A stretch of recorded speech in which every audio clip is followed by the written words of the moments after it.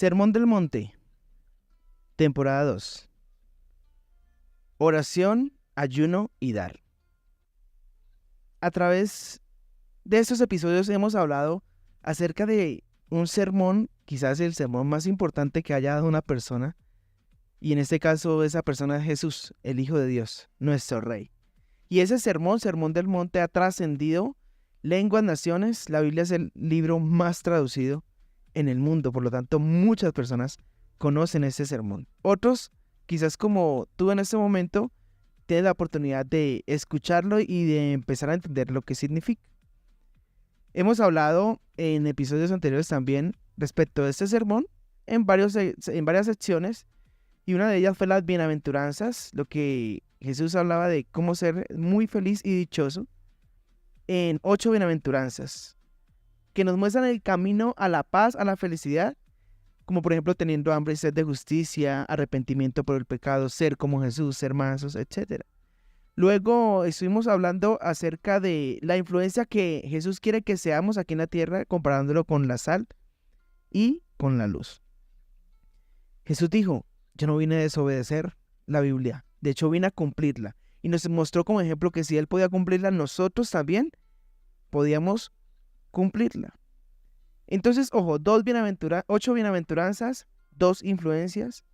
Y luego hablamos de 4 pecados de los que Jesús quiso aterrizar en la profundidad. Pecados que debemos dejar, pero Jesús quiso ir al origen del pecado. ¿Cómo empieza aquel pecado? Vimos en especial el tema de no matar, el tema de pecados sexuales, pero profundizamos sobre eso. Ahora, en este sermón Jesús se enfoca en 5 cosas que ahora Él quiere que hagamos. Porque los pecados era, no hagas esto. Ahora Él dice, quiero que sí, en vez de no pecar, ahora haz lo siguiente. Y ese es el tema de hoy. Vamos a ahondar las primeras 3 partes de esas 5 cosas que Jesús quiere que empecemos a hacer. Y una de esas tiene que ver con dar, la otra tiene que ver con la oración y la otra tiene que ver con el ayuno. No es que antes no se diera a los necesitados. Siempre han habido personas con necesidad. Quizás tú estás pasando por necesidad en este momento. Puede ser económica u otro tipo de necesidad. Pero siempre ha existido el dar a los demás como un mandamiento antes de Jesús. Pero Jesús empieza a enfocarlo como Él quiere que desde nuestro corazón se organice el tema de dar. Igual con el respecto a la oración y el ayuno. Voy a permitirme leer unos versículos en Mateo 6, donde continúa este sermón y dice lo siguiente. Jesús dice: tengan cuidado, no hagan sus buenas acciones en público para que los demás los admiren, pues perderán la recompensa de su Padre que está en el cielo. Cuando lees a alguien que pasa necesidad, no hagan lo que hacen los hipócritas que tocan la trompeta en las sinagogas y en las calles para llamar la atención de sus actos de caridad. Les digo la verdad, no recibirán otra recompensa más que esa. Pero mira lo que dice Jesús. Pero tú, cuando lees a alguien que pasa necesidad, que no sepa tu mano izquierda lo que hace la derecha. Entrega tu ayuda en privado y tu Padre, que todo lo ve, te recompensará. Y entonces Jesús lo que nos dice es, ok, el tema no es tanto dar, el tema es qué hay en tu corazón cuando lo haces.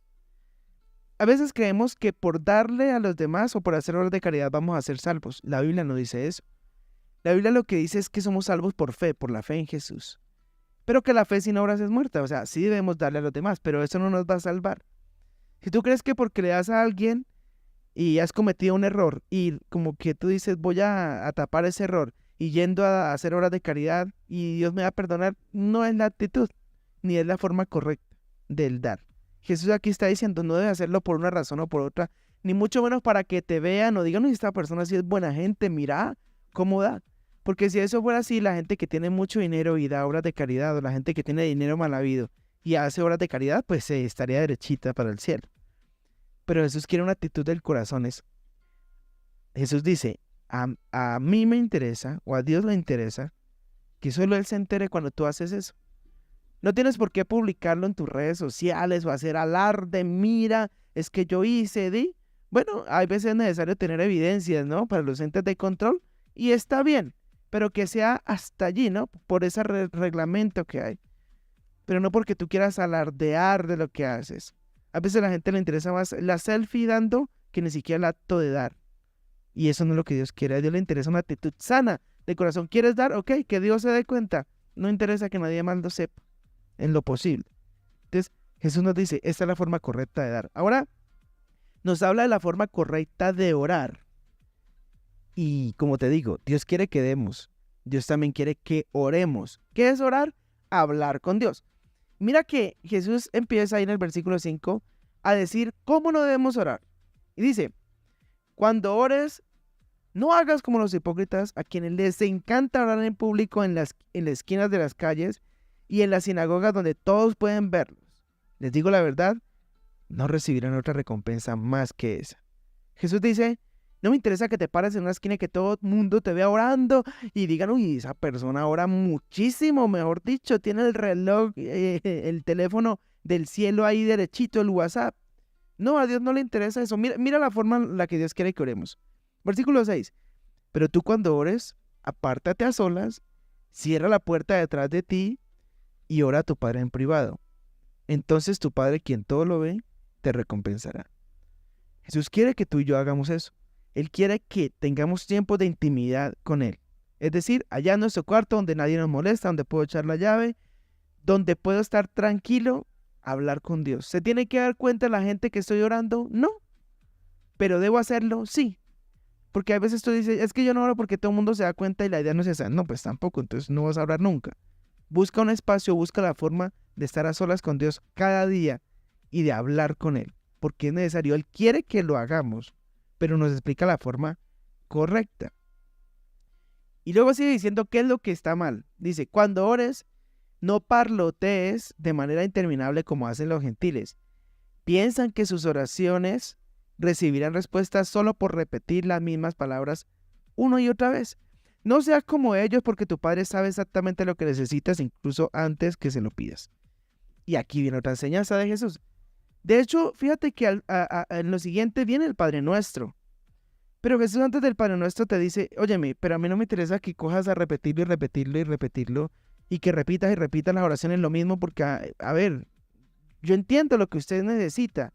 No me interesa una palabrería, una parlotear. En otra parte dice palabrería, en otra versión dice que coja a repetir las oraciones lo mismo de siempre.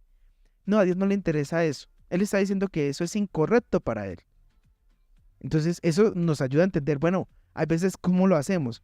Cogemos una misma palabra, una misma oración, un mismo salmo y repetimos y repetimos. Dios no quiere eso. Dios quiere una oración que salga desde tu corazón, así como cuando tú le hablas a un amigo. Imagínate qué aburrido que te encuentres con un amigo y que te diga las mismas palabras siempre y te las repita. Ay, tú le dices, ay no, ¿sabe qué amigo? Hablamos otro día. No me interesa mucho. Pero qué rico cuando tú te encuentras con una persona y empiezas a hablar y hablas y cuentas cosas, haces opiniones y el tiempo se pasa y disfrutas la conversación. Eso es hablar con Dios. Eso es orar. Y ahora, entonces, pero tú dices, ¿y entonces qué hacemos con el Padre Nuestro? ¿Lo repetimos o no lo repetimos? Es sencillo. Que tú en tu oración quieras decir el Padre Nuestro, puedes hacerlo, no pasa nada. Pero si tú ves lo que Jesucristo hace aquí cuando habla del Padre Nuestro, Él enseña un modelo de oración. Si tú ves en el texto paralelo en Lucas, un texto que explica la misma historia, dice que los discípulos le dijeron a Jesús, Señor, enséñenos a orar, no sabemos cómo hacerlo. Y les dijo, cuando oren, háganlo de la siguiente manera. Entonces les dio el Padre Nuestro. Y el Padre Nuestro, ¿en qué se convierte? En una forma de orar, un modelo que tiene unas partes y que podemos usarla como un modelo para orar. Entonces dice, Padre Nuestro que estás en el cielo. Es decir, santificado sea tu nombre. Adoren a Dios mientras oran. ¿Sí? Jesús dijo, ese momento, dirijan la oración ¿a quién? A Dios, a nadie más. Él no dijo, Padre Nuestro, luego dijo otra persona, otra deidad, no. O algún intermediario, nada. Jesucristo dijo, cuando oren, oren así. Padre Nuestro que estás en el cielo, santificado sea tu nombre. Es decir, cuando oren, oren a Dios, a nadie más. Segundo, adórenlo, que tu nombre sea santo. Venga a nosotros tu reino, hágase tu voluntad en la tierra como en el cielo. Significa que cuando ores siempre tengas presente que la última palabra la tiene Dios y que Él tiene la voluntad, que no es lo que nosotros queramos, sino lo que Él quiere. Y luego, danos hoy nuestro pan de cada día. Significa que tú en medio de la oración puedes pedir, y está bien, pedirle a Dios. Hay gente que dice, yo no le pido porque me siento indigno. Pero fíjate que cuando Él nos permite acercarnos a Él a través de la oración, nos da la oportunidad de pedir el pan.